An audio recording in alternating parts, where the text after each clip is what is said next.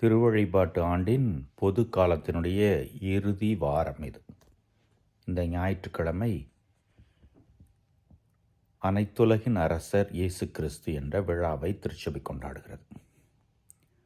1925 ஆண்டு திருவழிபாட்டு கால அட்டவணையிலே இந்த விழா ஏற்படுத்தப்பட்டு அது முதல் கொண்டாடப்பட்டு வருகிறது. இந்த ஆண்டு 100வது திருவிழா. உலகிலே அரசர்களெல்லாம் இப்பொழுது இல்லை, நிறைய நாடுகளில் இல்லை. ஒரு சில நாடுகளிலே ஒரு கௌரவ பதவியாக அரசரோ அரசியோ இருக்கிறார்கள். Japan, England, Spain, Bhutan. இருந்தபோதிலும் இயேசு அரசர் என்ற விழாவை திருச்சபை அறிவித்து கொண்டாடி கொண்டுதான் இருக்கிறது. மெசியாவை பற்றிய இறைவாக்கினர்களால் முன்னறிவிக்கப்பட்ட பொழுது மெசியா அரசராய் வருவார் என்றுதான் பழைய ஏற்பாட்டிலே நாம் வாசிக்க கேட்டிருக்கிறோம். எசாயா நூல், சாமுவேல் புத்தகம், அரசர்கள் நூல். புதிய ஏற்பாட்டிலே இயேசு அரசர் என்ற அந்த வார்த்தை, அரசர், அரசுரிமை என்ற வார்த்தை நிறைய வந்திருக்கிறது. இயேசுவினுடைய பிறப்பின் அறிவிப்பு போது அவர் அரசாழ்வார், அவரது ஆட்சிக்கு முடிவு இராது என்று இயேசுவினுடைய பிறப்பின் அறிவிப்பும் போது தெரிவிக்கப்பட்டது. 3 ஞானிகள் இயேசுவை தேடிக்கொண்டு வந்த பொழுது யூதர்களின் அரசர் எங்கே பிறந்திருக்கிறார் என்றுதான் கேட்டார்கள்.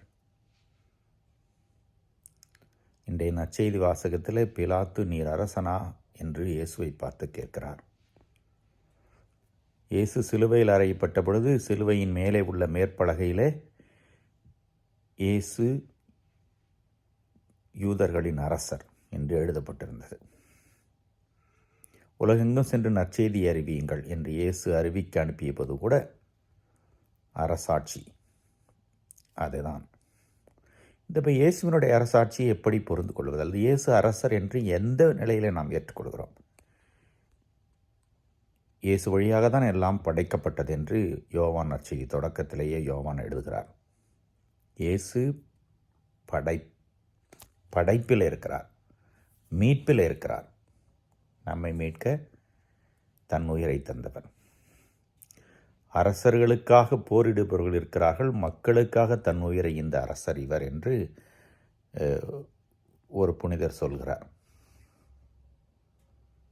எனவே இயேசுவினுடைய அரசுரிமை அல்லது அரசாட்சி என்பது இடம் மேலாதிக்கம் சார்ந்ததல்ல.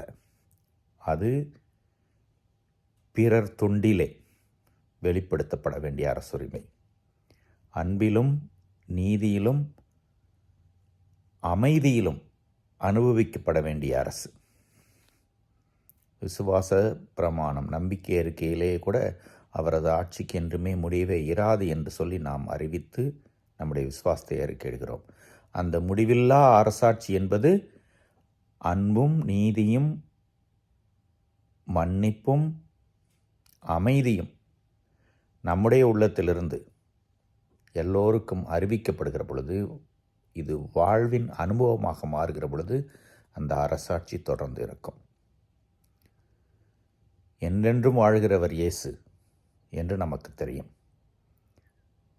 ஆனால் நம் உள்ளத்திலே அவர் என்றென்றும் வாழ்ந்து கொண்டிருக்கிறார் என்பதையும் மறக்கக்கூடாது. இது ஒரு தொடர் நிகழ்வு. உலகத்திலே மனிதர்கள் இருக்கிறவரை இயேசுவினுடைய ஆட்சி இருக்கும். அதிலே நீங்களும் நானும் இப்பொழுது பங்கு வைத்து கொண்டிருக்கிறோம். எனவே அன்பிலே, மன்னிப்பிலே, நீதியிலே, அமைதியிலே அதை வெளிப்படுத்துவோம்.